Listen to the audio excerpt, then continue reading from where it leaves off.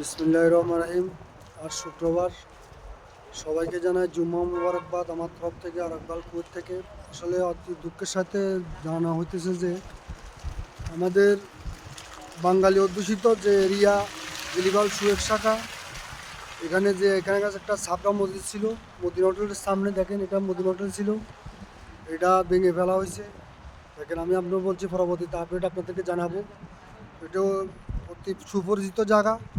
এখানে একটা মসজিদ ছিল, সাবরা মসজিদ, অনেক মানুষের সমাগম ছিল, নামাজ পড়তো।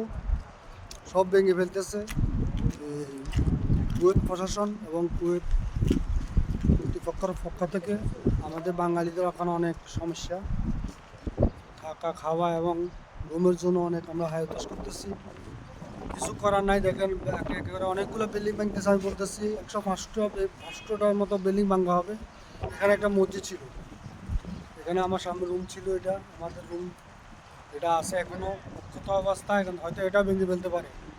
দেখেন, এটা হলো অতি সুপরিচিত সবজি গল্লি বলে, যে হাসাবিয়া যে 2 নং গাতা যে সবজি গল্লি বলে, এই সবজি গল্লির মধ্যে যে ঢাকালা এবং নাম মসজিদ ছিল, সব ভেঙে ফেলা হয়েছে। দেখেন, এখানে আমাদের অনেক লোক ছিল, আমাদের বাড়ি অনেক লোক ছিল।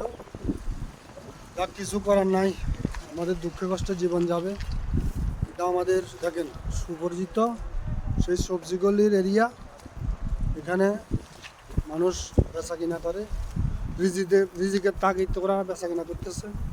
কিছু করার নেই। আজকে শুক্রবার হিসেবে হয়তো আমরা ফিরে আসি, বললাম আপনারা দোয়া করবেন সবার জন্য। পরিস্থিতি বেশি ভালো না। সবজি গলি নামে সুপরিচিত এই জায়গাটা। আমাদের বাঙালিরা এখানে অনেক সবজি বিক্রি করে এবং রিজিকের সন্ধানে এখানে কাজ করে। সবাই তাদের জন্য দোয়া করবেন। এরিয়াটা ভেঙে ফেলা হয়েছে। দেখেন, একে একে সব ভেঙে ফেলতেছে, কিছু করার নেই। একে একে সব ভেঙে ফেলতেছে। দেখেন, এই সবজি গলি আমাদের এরিয়া। তো সবাই কমান, লাইক এবং শেয়ার করে সবাই জানাবেন ভিডিওটা কেমন হলো। আবার সবার জন্য দোয়া করবেন, আল্লাহ যেন সবাইকে ভালো রাখে, সুস্থ রাখে, এই প্রত্যাশা রইল। পরবর্তীতে আপডেট জানাবো ইনশাল্লাহ। এখানে বিদায় নিলাম, আল্লাহ হাফেজ, সবাই ভালো থাকেন, আসসালামু আলাইকুম।